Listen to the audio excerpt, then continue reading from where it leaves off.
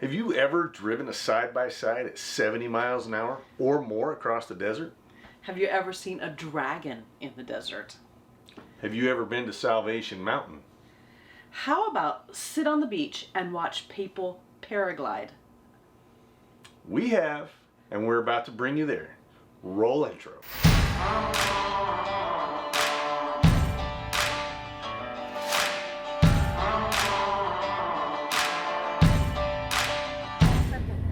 That was 70 miles an hour.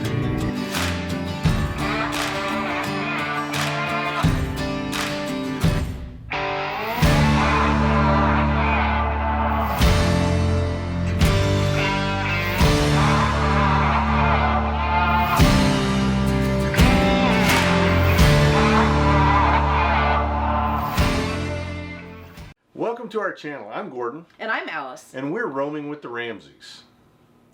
Don't forget to hit the subscribe button, hit the like button, and ring that little bell so you'll get notified every time we upload new content. You can also find us on Facebook and Instagram.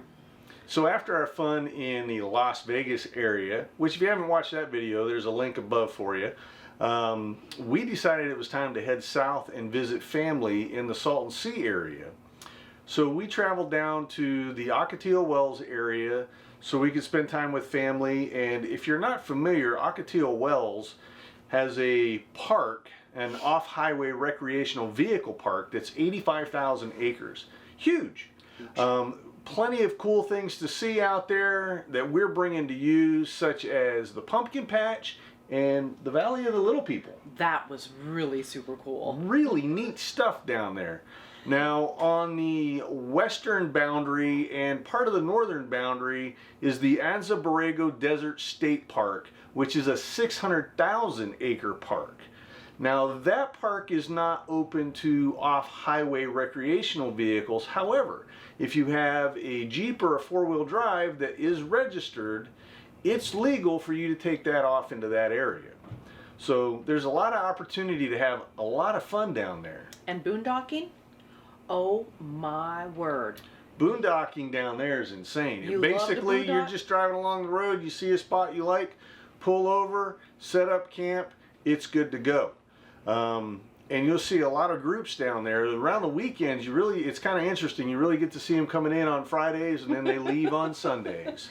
Yep, it was very busy when we were there. And everybody brings a toy to play in the desert. Yes. So what we did was, my sister and my brother-in-law own and operate Steve's ATV Rentals. Yes. So we borrowed a couple of their side-by-sides. One was a Maverick, a Can-Am Maverick, and the other was a Polaris Razor 1000 XP, I believe it was. The Can-Am was pretty cool. Can-Am was awesome. And we had some friends showing us around, Steve being one of them. Yes. So we took the opportunity to check out Pole Line Road and a couple washes. Now that's where your heart really gets to pump and the adrenaline gets busted out, because I had never gone over 70 miles an hour in a side-by-side. And let me tell you, I had that thing up to like 76 miles an hour going down Pole Line Road. Whew! And I said, keep going, Gordon. A lot of fun. And then when we got down into the washes, we kind of played a little bit of a chase game because there was 3 of us. So that was a lot of fun too. Yeah, yeah.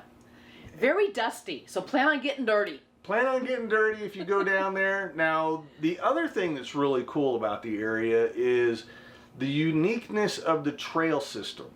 So you can go on these really blasted out fast roads like Pole Line and some of the washes, but you also have some of the little gullies that you can travel through that are more technical in nature. A little bit of rock climbing, a little bit of being on a cant, a lot of really cool stuff. Those were really fun, and I'm glad that you were driving and not me. Some of them get a little tight.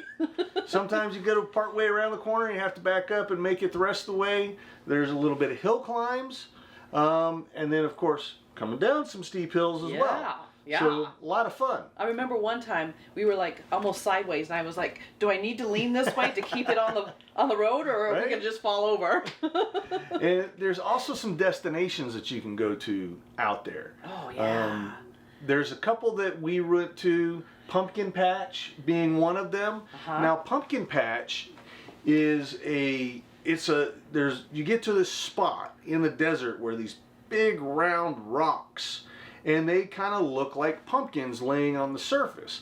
But what it really is it starts out as it's erosion of the sand beneath these stones that are revealing them, but the stones are like a sandstone that starts out attached to a small object. That small object can be something as simple as a bug. So that was pretty interesting to learn those facts. I didn't know those initially. Good research, because I had no idea. Right. I just thought that the round rocks were really neat to see. And then another thing was when we went to the Valley of the Little People. Oh, the little people. That was pretty awesome. So you start pulling into where you can start seeing some of these rock formations.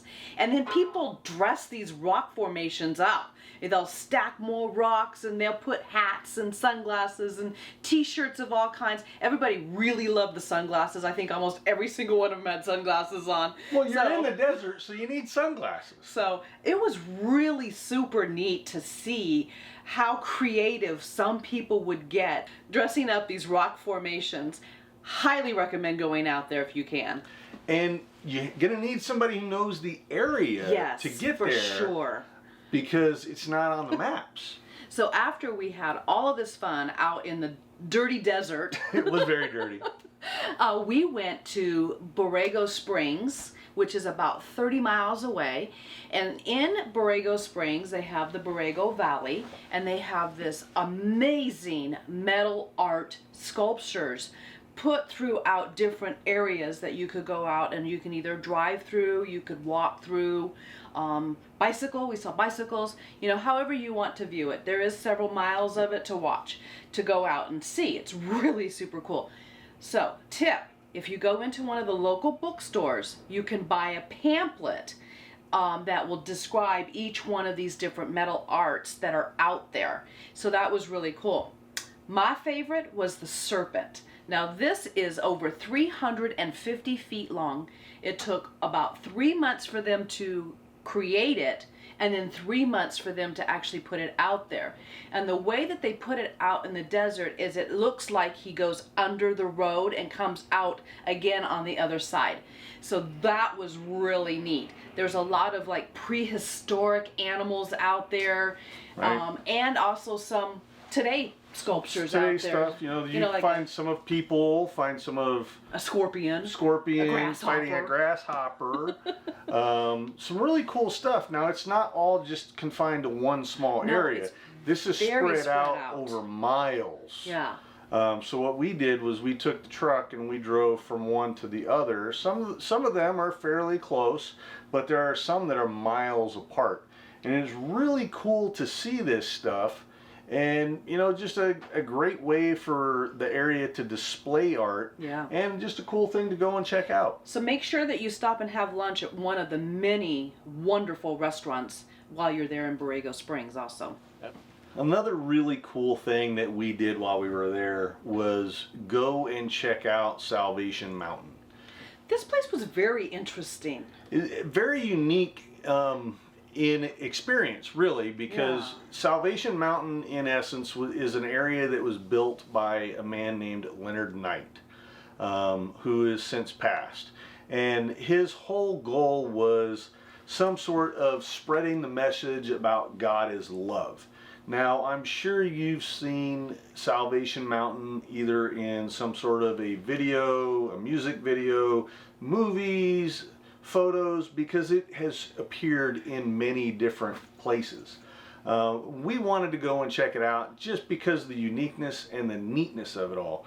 Now, Salvation Mountain is an area that Leonard built using hay bales and mud and different things to build this huge structure. And lots of paint. A There lot was of like, paint. what, Half a million gallons of paint that he used that's very brightly colored. And I believe it was latex paint Yes, yes. Latex paint, that way it remains waterproof and helps protect the structure that was built.